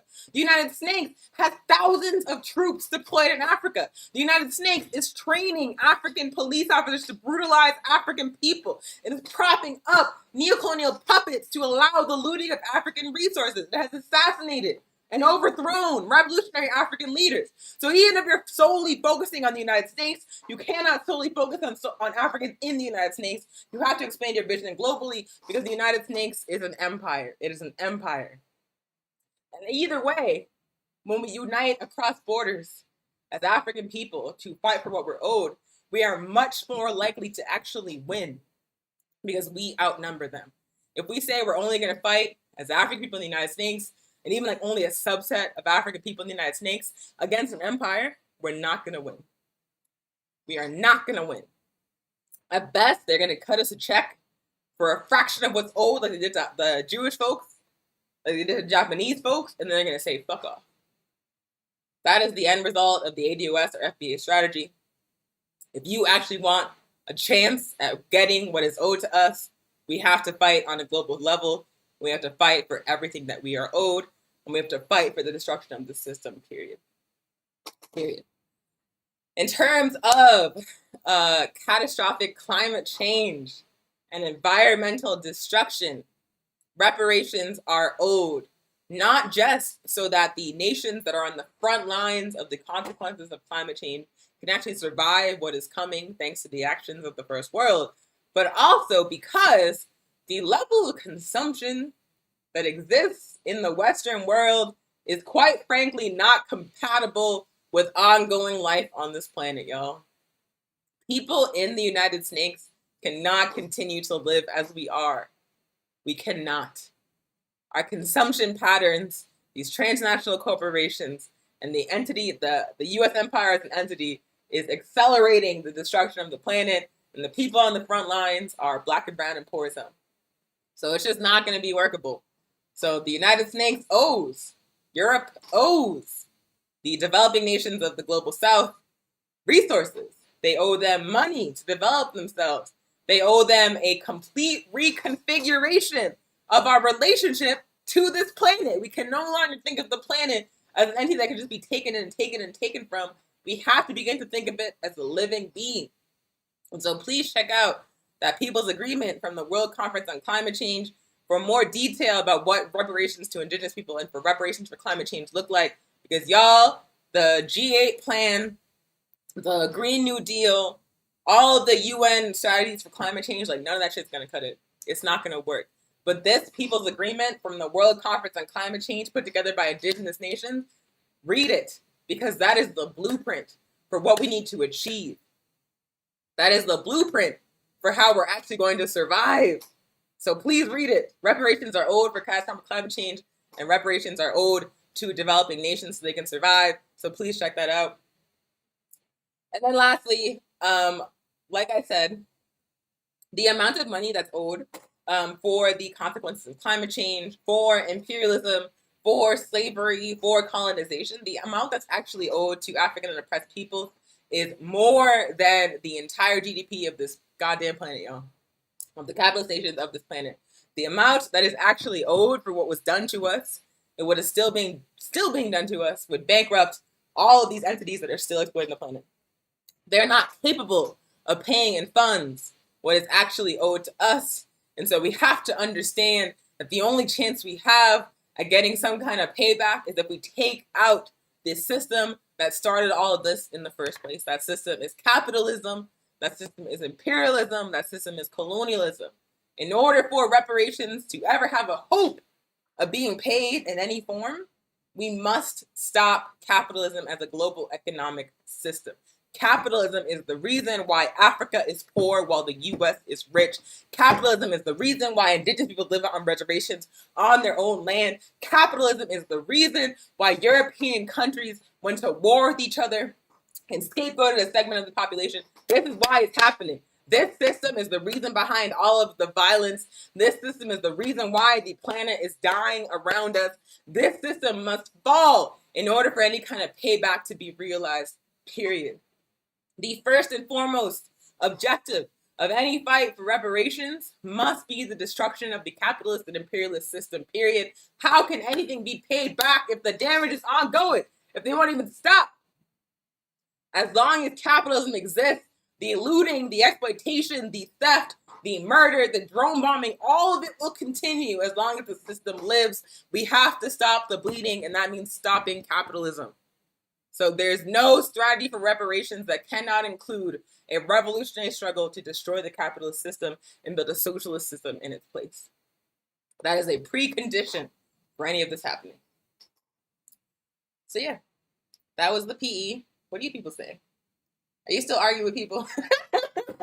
Let me read. Jay says, burn it down. Jay says, money won't cut it. We want their demise. Absolutely. My reparations is, actually, let me not. Sometimes when you want to say like outrageous things, and then I'm like, wait, I'm on the internet, on Zoom, on a corporate platform. Let me not get put on another watch list. So I'll hold my tongue. But I agree. Money won't cut it. We want their demise. Deborah says, burn it down, land back. I want my little island to be free. Absolutely. Free Puerto Rico. Absolutely. Let's see. Yeah, lots of flame emojis. Soda hashtag. What is soda? It's like something of Descendants. What is soda? Someone tell me in the comments. But it's something. It's a counter to ADOS. That centers Africa. I do know that. So yeah, lots of good things.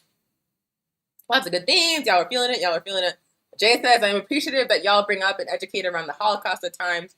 We know more than Jewish folks were harmed during that time. It's an important piece of history to hold as we fight for liberation together. I don't think any other non-Jewish space I have been in have held space and time for that in the way you do. Thank you.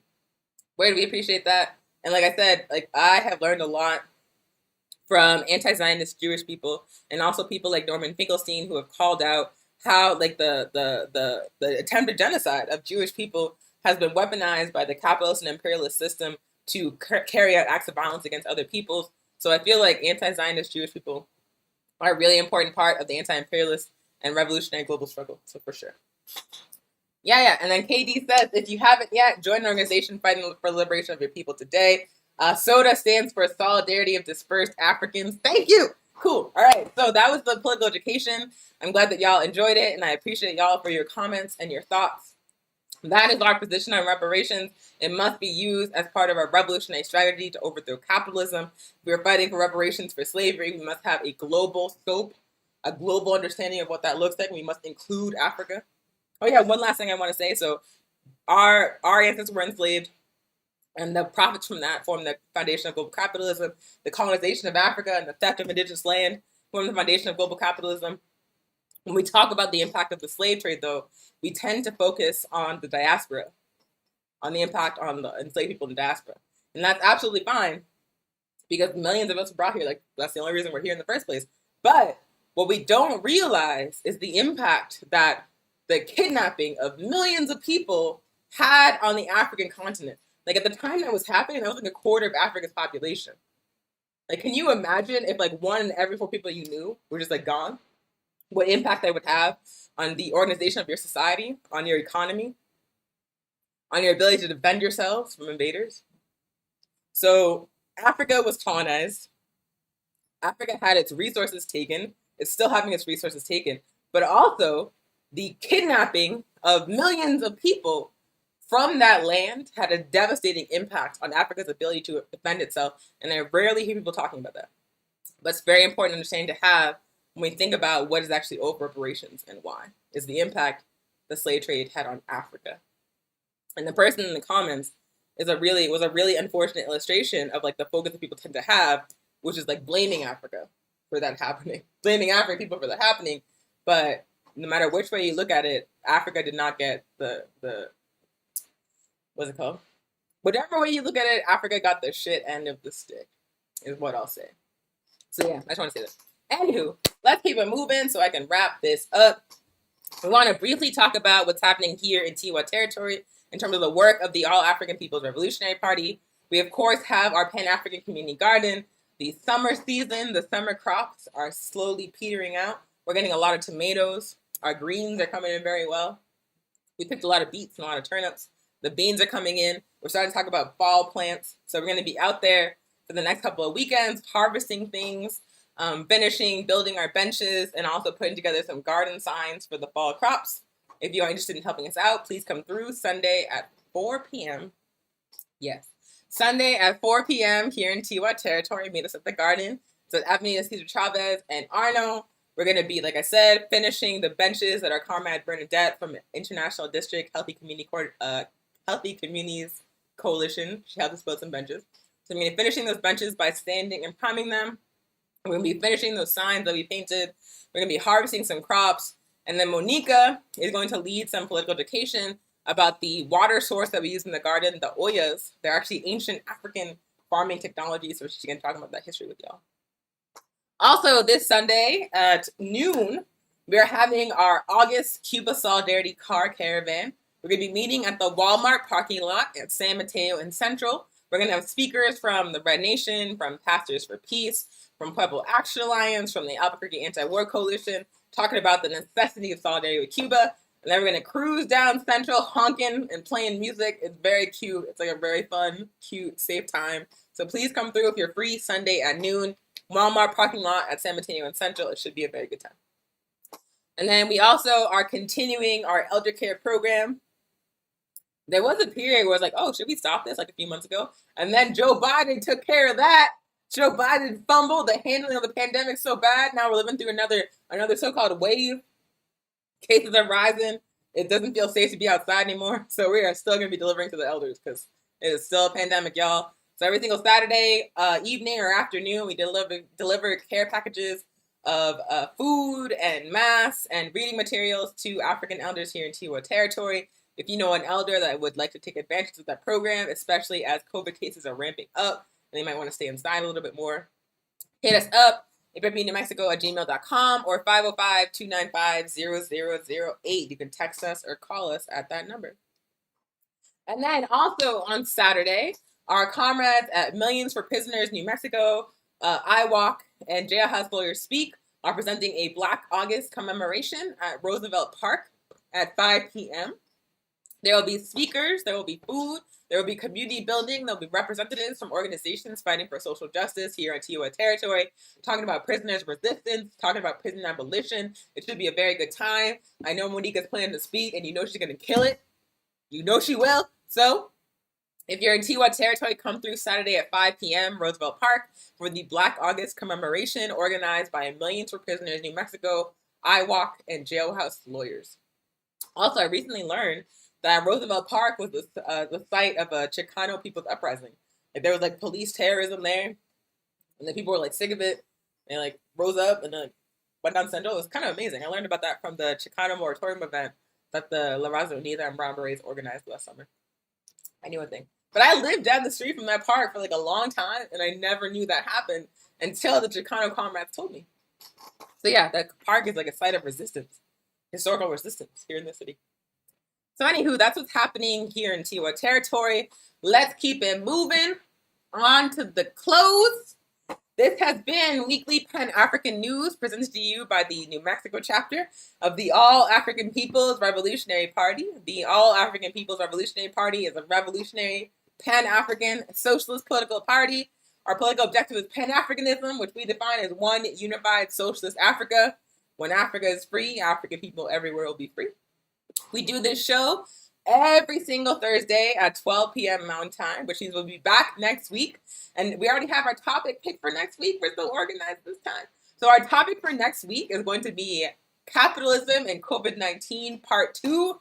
If you're a long-time watcher of the show, you saw Part 1 back in January. Pretty much most of the things we said would happen with this pandemic in January came to be.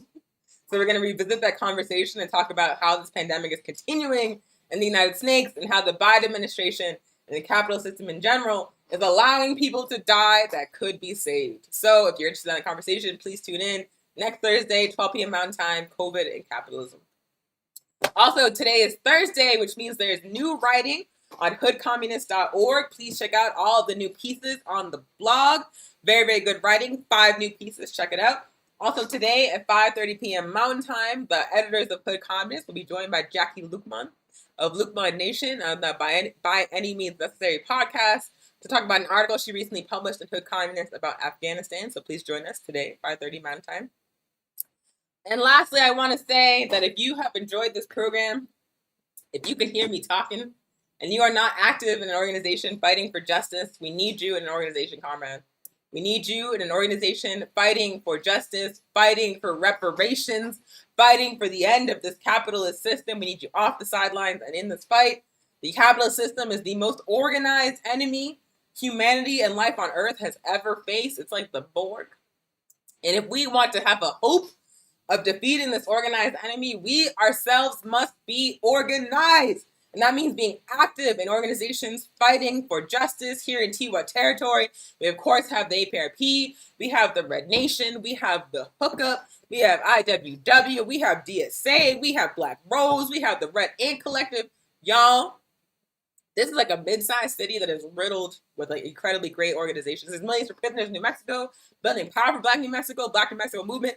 Y'all, no matter what kind of politics you have, I guarantee you an organization with those politics exists. Oh, no. Oh, no. Hold on. Sorry. My Zoom closed. Hi. Okay. So I guarantee you an organization with those politics exists. And so what we need to do is find the organization that aligns with your politics, join the organization, and get active. If the organization you want to see does not exist, then build that organization. If you don't know how to build an organization, then buy a John Lewis book. Or, even better, just get 2 friends together, find a book to read together, learn together by reading collectively, and then apply the ideas you read about in real life. And boom, you have an organization. It's actually not hard to do. So please, if you're not an organization, join an organization. If the one you want to see does not exist, then build it. But either way, please be active in an organization fighting for justice, so we can win reparations, so we can defeat capitalism, so we can liberate Africa, and so we can liberate African and oppressed peoples all over this planet. Cut is that Mau Mau. If we were... I did it too soon. Okay, so stay tuned for a closing song and slides promo for upcoming APRP events. Cut is that Mau Mau. That 21st century anti-colonial propaganda. Candace Antique, Pan-Africana. Fonte Confederation. Off with this head, off with this head, off with this head, off with this head. I cut you down with my machete. I cut you down with my machete. Off with this head, off with this head, off with this head, off with this head. I cut you down with my machete. I cut you down with my machete. You either run into it or you're running from it. Tell me, brother, where you're running? You're either running scared or you're running free. Tell me, sister, how you running? If you're the big tree and all the small legs, chip away, chip away, chip away, chip away, chip away, chip away. Call me timber. Off with this head, off with this head, off with this head, off with this head. I cut you down with my machete. I cut you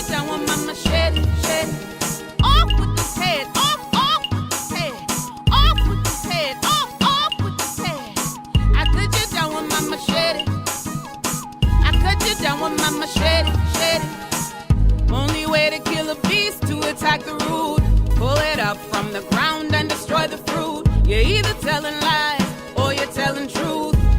Tell me, brother, sister, what do you do? If you're the big tree, and I'm the small axe,